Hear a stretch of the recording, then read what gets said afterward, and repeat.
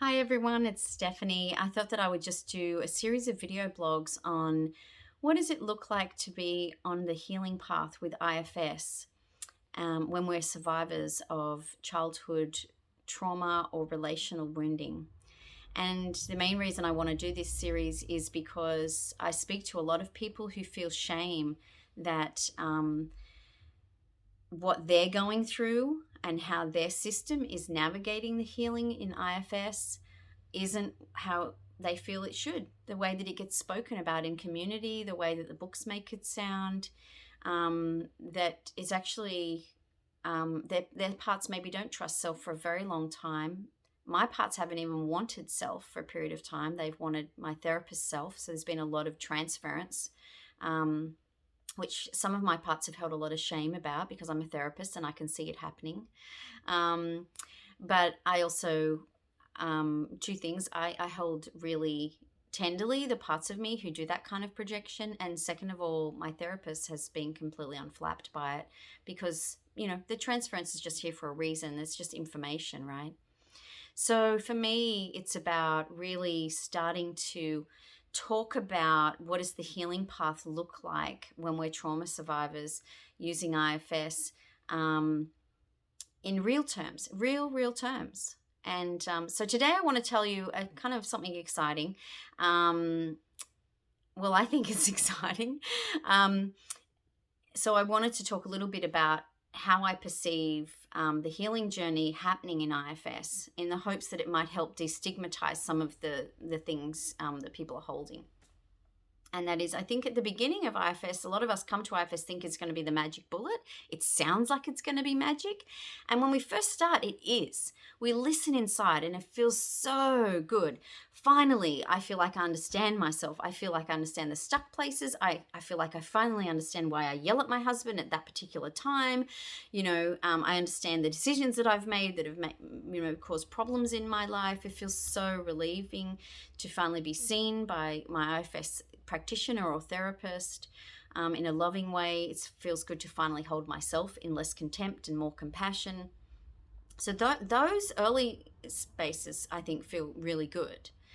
And then as we go on and as we kind of go down, I know Dick says that it's a garlic bulb, not an onion, and I don't agree. I think there's definitely layers of, my system did some of the unburdenings around some lighter things, you might say, and now I'm much more to what I would consider the core of my wounding, which is very, very protected and painful for some of my protectors.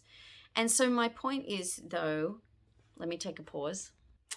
Yeah, that really we come to a place that the deeper we go, that really we start to experience what I consider to be a grief process, right? There's anger, there's denial, there's I don't like this, plus there's all this pain, right?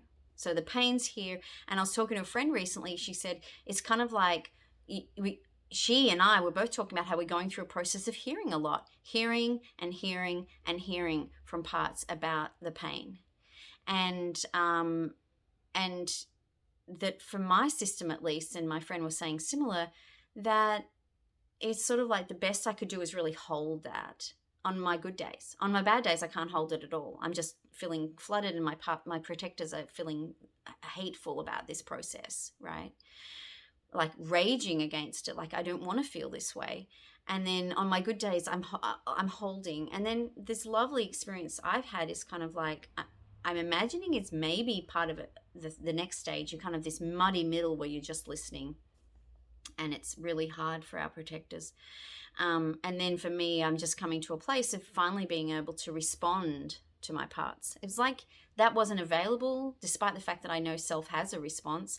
I was a very responsive, attuned parent, despite my trauma history. Maybe because of my trauma history, I made a decision to not miss my kids.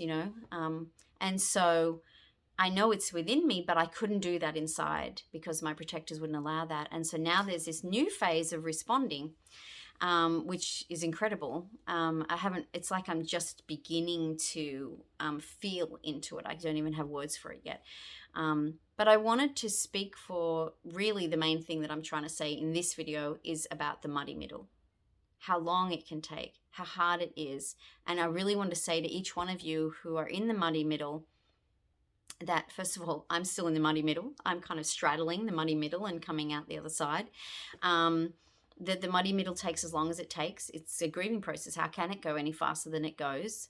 And that it's not linear, right? You'll be in the muddy middle in places when you're still in the beginning, in the romance period, I like to call it, of IFS. And then there's kind of like this really difficult place. And that's also sometimes got some of the loveliness and some of this where you feel like, oh, my past just unblended and I'm here in so much compassion and it feels different, right?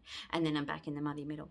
So, yeah, just to really send a lot of my tenderness to everyone out there who's just going, why doesn't my system respond to in the way that everyone on social media is kind of saying, you know, that theirs are. So, yeah. And the next video, hopefully I'm going to be talking a little bit about how do we find our community as trauma survivors. God, it is hard, isn't it? So I'm sending my compassion and love to all of you on that path too.